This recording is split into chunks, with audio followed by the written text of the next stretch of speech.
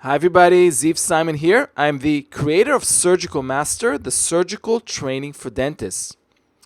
Welcome to another quick lecture, and this time I'm going to talk about suturing. I'm going to talk about a specific suture, a very useful suture that I use in my practice.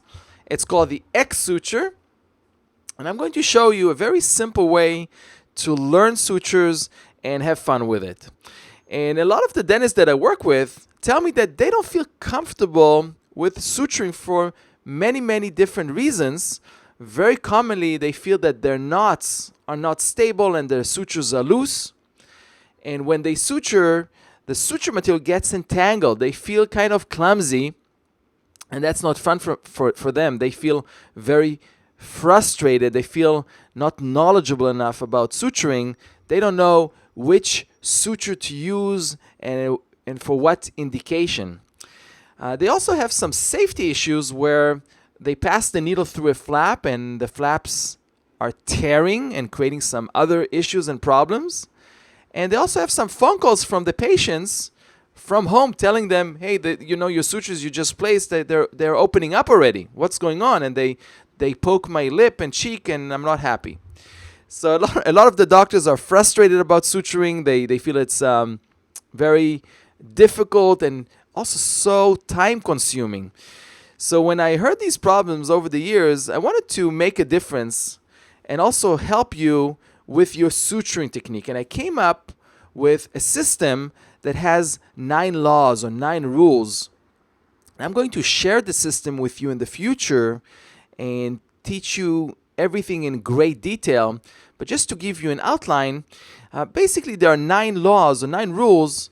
The first 3 have to do with safety, the patient's safety and your own safety, you and your assistant. And I believe if you follow those first three rules, not only will you increase the safety, but you'll have very good suturing success. The next 3 laws have to do with the choice of material, when to use what and how. And the last 3 laws have to do with the suture mechanics, how to get those perfect knots and make sure that everything is stable and you don't get any phone calls from the patient that your sutures opened up.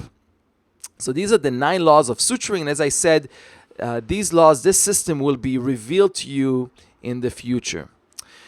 Today in the quick lecture, I'm going to talk about the X suture. It's a very useful type of technique that I use for extraction sockets when I have large flaps or when I suture tuberosities after a distal wedge. And I'm going to show you a simple and schematic way to understand the suture mechanics. I'm also going to use something called the surgical compass. That is a tool that I use to orient myself and also help you understand what are the entry points and exit points of the needle. And this surgical compass can be found on the upper left-hand corner throughout the lecture. So this is the surgical compass. So it's relatively easy to start with a straight incision line, creating 2 flaps, creating a buccal flap and creating a lingual flap. You can use your compass to see which is which. The buccal is on the bottom, the lingual is on the top. And we start with the first entry point, which is the mesiobuccal entry point number 1. So we pass the needle through point number 1 and exit through the mesiolingual. So we pass the suture material under the flap. And the next entry point, number 3, is through the distal buccal. We pass the needle through that, through the buccal flap on the distal aspect.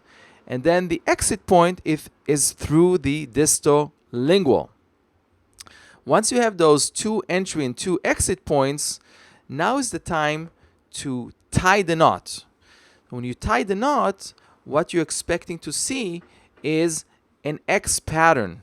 And if you see an X shape, that means you did everything properly.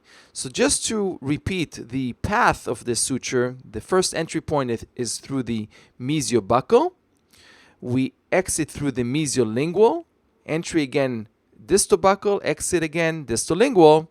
Then you tie the knot and you get the X suture that is again a very useful suture when we are suturing large flaps and extraction sockets and tuberosities. So if you wanted to review the suture mechanics and the path that I just showed you, look at the last slide. It shows you the actual outcome.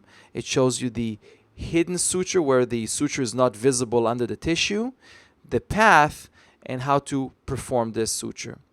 So I hope this suture and this teaching technique is useful to you and valuable, and I look forward to working with you on suturing and having fun with it in the future.